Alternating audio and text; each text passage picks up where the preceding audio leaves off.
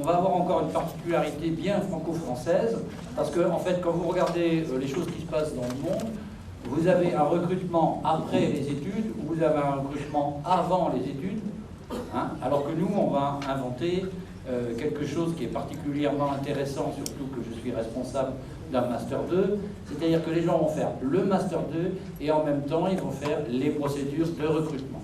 Donc ça, c'est déjà une première aporie, une première impasse dans laquelle, enfin, si on veut rendre les gens fous, on continue comme ça.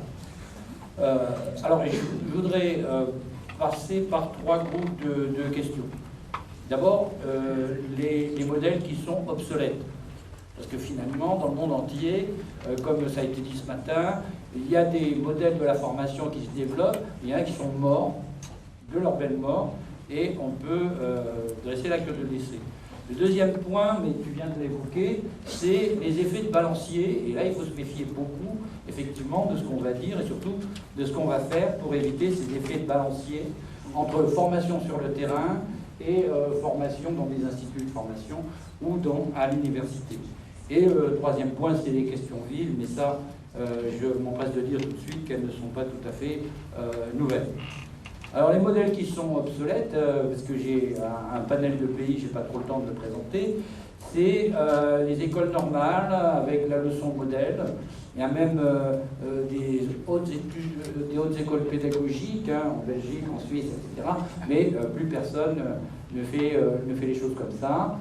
Il s'est dégagé un consensus sur le recrutement qui est toujours, pour aller vite, à Bac plus 4 ou Bac plus 5. Donc là, c'est vrai qu'on était un petit peu en retard.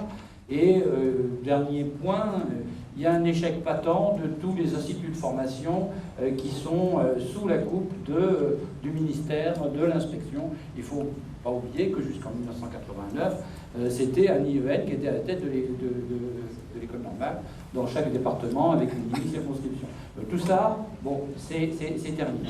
Si vous voulez que, par exemple, au Canada, pour une université que je ne citerai pas, les chargés de cours assurent 74% de la formation dite universitaire. C'est-à-dire que les enjeux de carrière universitaire étant totalement placés du côté de la recherche, il est évident que les grandes universités canadiennes voient, disons, un petit peu fuir les enseignants-chercheurs et qu'elles rémunèrent des chargés de cours qui, bien sûr, par la suite, vont essayer eux-mêmes d'être enseignants-chercheurs, mais qui vont continuer avec le même habitus. Finalement, c'est un moyen d'aller ailleurs. Hein. Alors, dans le balancier, il y a un endroit qui est particulièrement intéressant, c'est ce que Marguerite Alté appelle l'articulation pratique-théorie-pratique, on peut l'appeler d'autres façons. On le retrouve, mais il est évident que c'est un exercice particulièrement difficile. Et contrairement à ce qui a été dit un petit peu ce matin, quand on va regarder à l'étranger, on s'aperçoit que le chantier, la formation des enseignants est un chantier difficile, délicat, et c'est un vrai champ de bataille parce qu'il y a des difficultés qui ont été aussi évoquées par l'intervention de Bernard Cornu, c'est-à-dire que aussi, souvent à l'étranger, on a de plus en plus de mal à recruter des enseignants. Aux États-Unis, il y a un taux d'émission qui est au-dessus de 20% dans les 5 premières années, et en France, on nous le cache. Parce qu'on a beaucoup de statistiques, mais celle-là, vous pouvez aller sur le site du ministère, vous ne l'aurez pas. Donc, dernier point sur ce balancier, c'est que cette crise du recrutement fait que certains pays commencent à mettre en place un deuxième système de recrutement des enseignants sans formation. Un petit peu comme nos listes complémentaires. Hein. Il faut bien dire que c'est un des scandales, et j'espère que celui-là sera traité. Aux Pays-Bas, on envisage de recruter les gens à partir du moment où ils ont une licence. On leur fait 15 jours de BAFA et ensuite ils pourront intervenir puisqu'ils seront animer un groupe, conduire une réunion. Alors si on regarde l'étranger, il y a 4 questions vives qui sont en discussion. C'est la question d'abord de cet allongement de la formation. Comment cet allongement est-il réalisé? Alors figurez-vous que j'ai trouvé un de mes correspondants qui enviait le système français dans la mesure où le fait de diplômer d'abord au niveau des connaissances académiques, pour le dire vite, et de former ensuite l'enseignant, permettait, selon mon correspondant donc espagnol en Catalogne, d'avoir une culture authentique et affirmée, ce qui m'a d'ailleurs été confirmé aussi par un de mes collègues belges, dans la mesure où le fait de former des enseignants sur la base d'une certaine vision d'animation du métier, de présence aux autres, de soins, de ce qu'on appelle l'atmosphère dans les gestes professionnels, fait qu'on risque de négliger les savoirs.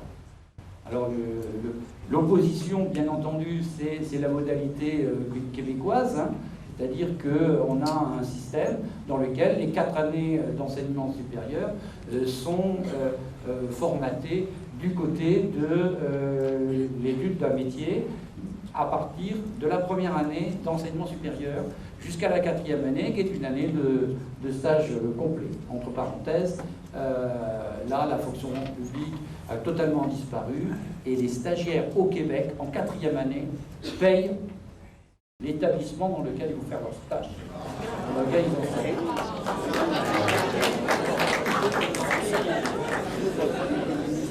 Alors, autre chose qui est particulièrement obsolète, c'est effectivement aucun de ces pays